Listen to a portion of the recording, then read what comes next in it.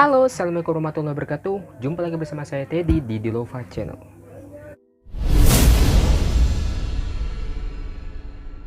Jadi cerita yang akan saya bawakan kali ini datang dari daerah Jakarta. Yes, daerah Jakarta.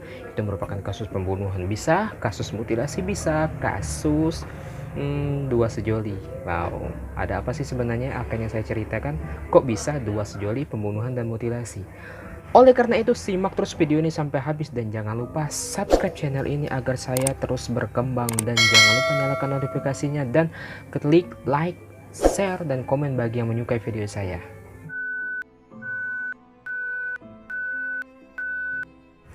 Oke, jadi kisah ini merupakan kisah mutilasi pembunuhan berencana yang dilakukan oleh dua sejoli. Pasangan kekasih ini memiliki motif yang tersembunyi di balik pembunuhan yang ingin dilakukannya. Siapa sih yang tidak kenal dengan Laili Ati Supriyatin dan Jumaidil Al-Fajri belakang-belakangan ini? Ya, benar sekali, nama mereka kerap dikenal di belakang-belakangan ini dikarenakan kasus pembunuhan yang mereka lakukan di Kalibata City, guys. Dua tersangka ini, yang pertama itu Laili Ati, merupakan salah satu mahasiswa yang cukup cerdas. Ya, dia merupakan lulusan salah satu universitas ternama di Indonesia, men. Siapa tidak tahu dengan UI? Yes, Universitas Indonesia. Tidak hanya itu, guys, dia juga merupakan salah satu mahasiswa yang kerap disapa orang yang pandai berdebat. Dia juga merupakan salah satu ketua dalam komisi pemilihan di kampus mereka. Dia merupakan mahasiswa yang memiliki wawasan luas sehingga ketika berdebat dia sangat memiliki banyak wawasan. Ati Supriyatin ini merupakan wanita yang berusia 27 tahun. Dan Jumaidil Al-Fajri ini merupakan lelaki yang berusia 26 tahun. Renaldi Harley Wismana ini merupakan salah satu, menurut berita yang saya baca, ialah HRD manager yang ada di Indonesia. Renaldi ini menurut berita yang saya baca merupakan seorang wibu. Ya, orang yang mengenali budaya Jepang. Sampai-sampai dia memiliki istri orang Jepang, guys. Wow, dari sini bisa kita lihat ya, orang yang pintar ya, pembunuh orang yang pintar, dan juga tersangka korban merupakan orang yang cukup pintar sampai-sampai bisa berprestasi sampai setinggi itu ya. Ada apa sih sebenarnya, kok bisa orang yang secerdas mereka bisa melakukan hal yang tidak sewajarnya mereka lakukan? Mereka bisa tuh mencari pekerjaan dengan prestasi mereka raih. Berdasarkan interogasi yang dilakukan oleh anggota kepolisian setempat, Laili Ati ini merupakan orang yang melakukan pembunuhan berencana dengan si Fajri ini dikarenakan hanya karena harta. Dari si Ati dan Renaldi ini merupakan pertemuan yang diawali oleh aplikasi perjodohan ya, aplikasi Tinder ya. Pertemuan antara Ati dan Renaldi ini sudah hampir berlangsung 1 tahun yang lalu ya, ketika mereka bertemu di Tinder dan mereka melakukan chat-chatan hingga mereka akrab, dan mereka langsung saja berinisiatif untuk bertukar nomor handphone dan melanjutkan chat mereka di WA. Lama kelamaan mereka semakin akrab dan ingin bertemu.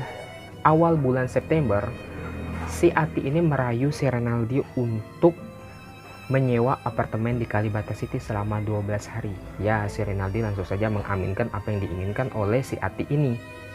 Dan ketika pertemuan ingin dilangsungkan, ya si Fajri ini sayang sekali sudah mendahului masuk ke apartemen tersebut dengan bersembunyi di toilet. Dan ketika si Ati dan si Renaldi ini berbarengan masuk ke apartemen, menurut berita yang saya baca dan menurut pengakuan mereka juga, mereka sempat mengobrol entah apa yang dibahas, dan mereka juga sempat melakukan hubungan badan. Saya nggak tahu lagi sih apa yang mereka pikirkan oleh si Ati ini. Orang yang akan dibunuhnya sempat berhubungan badan dahulu. Wow. Oke, dan ketika melakukan hubungan badan, si Fajri ini langsung saja keluar dari toilet dengan memukulkan batu bata di kepala Renaldi sebanyak 3 kali. Sehingga si Renaldi ini hampir nyaris pingsan. Dan ketika setengah sadar si Renaldi ini, si Ati ini memaksa untuk si Renaldi ini untuk menunjukkan password handphonenya. Ya mungkin di situ ada mobile bankingnya atau dan segala macam ya di sana ya. Sehingga Renaldi ini menolak akan perintah tersebut, menolak, dan hal ini membuat si Fajri ini emosi dan dengan menusukkan pisau ke punggung Renaldi sebanyak 9 kali. Ya, dengan sangat terpaksa Renaldi memberitahu password handphonenya. Ya mungkin dengan harapan bisa diberi kesempatan untuk hidup ya, tapi orang yang mau membunuh ya aksi tersebut langsung saja disudahi sehingga si Renaldi tewas di apartemen tersebut. Ya, ketika kondisi apartemen sudah berlumuran darah dan mereka dua sejoli ini kesusahan, apa yang harus mereka lakukan?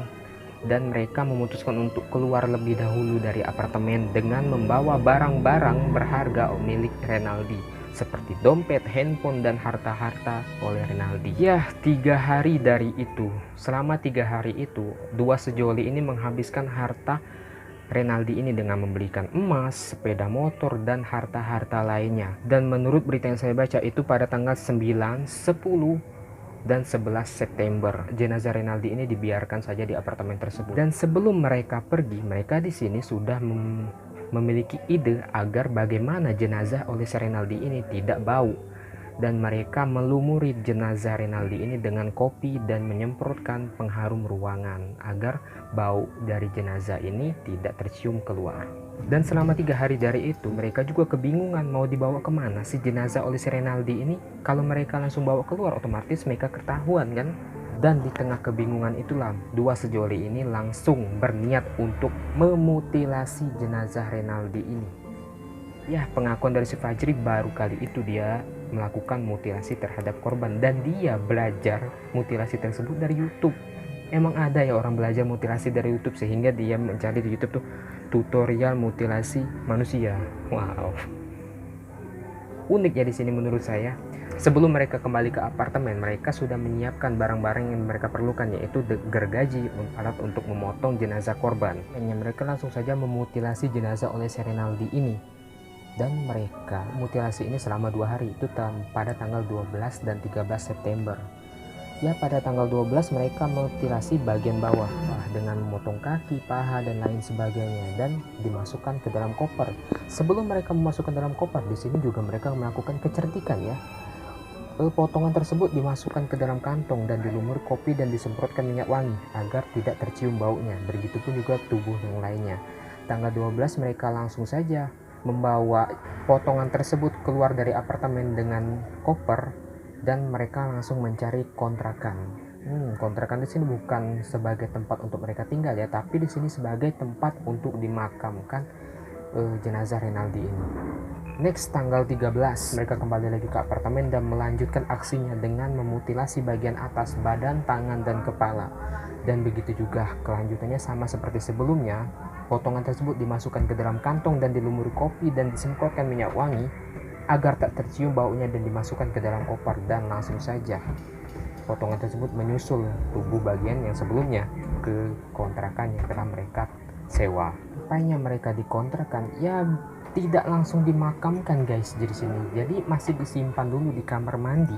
Ya, mereka keluar dulu dan berniat untuk memakamkan jenazah Renaldi ini pada tanggal 17 September. Namun hal itu tidak bisa dilakukan karena mereka sudah berhasil diringkus oleh anggota kepolisian pada tanggal 16 September di kontrakan yang telah mereka sewa.